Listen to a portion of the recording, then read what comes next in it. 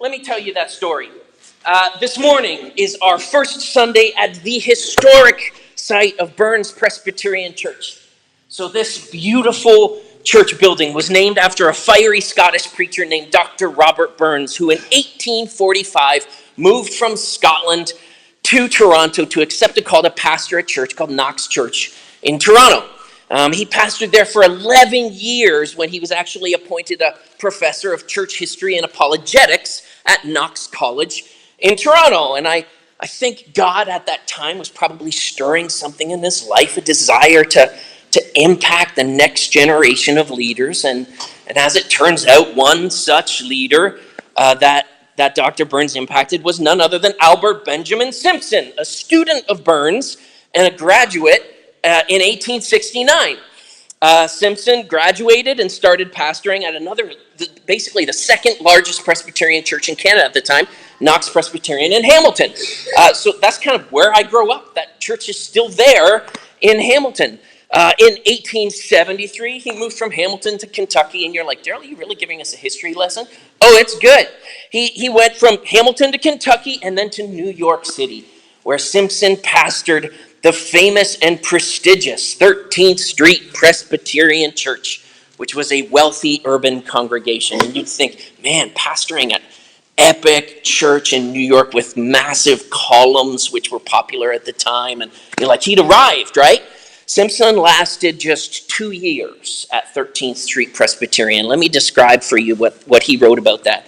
He said, for 2 years, I spent a happy ministry with this noble people, but found after a thorough and honest trial that it would be difficult for them to adjust themselves to the radical and aggressive measures to which God was leading me.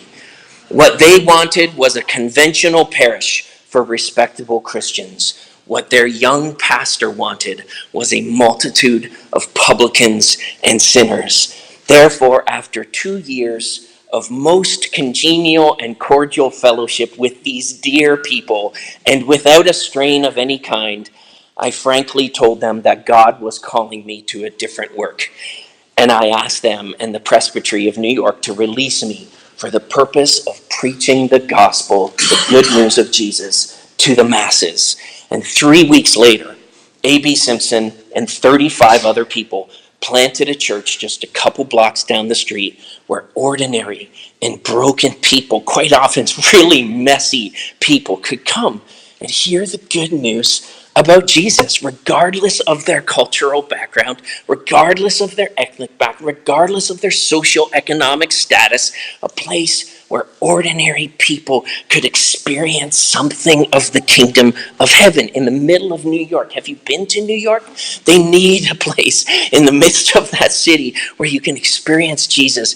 And that church, for people who weren't used to going to church, grew into the movement called the Christian and Missionary Alliance in Canada. And this morning, 6 million people will be worshiping in an Alliance church in 60 countries around the world, including this one, Erin Village Alliance Church. And it's almost like as we sit in this place, we're dipping our toes into a movement that A.B. Simpson and that Dr. Burns conspired and contrived as they looked at the fingerprint of God throughout church history. And when they imagined what it would look like if the kingdom of God would come on, if God's kingdom would come and his will be done on earth in their day and in their time in Ontario, Canada, as it is in heaven. It's almost like we're sitting there.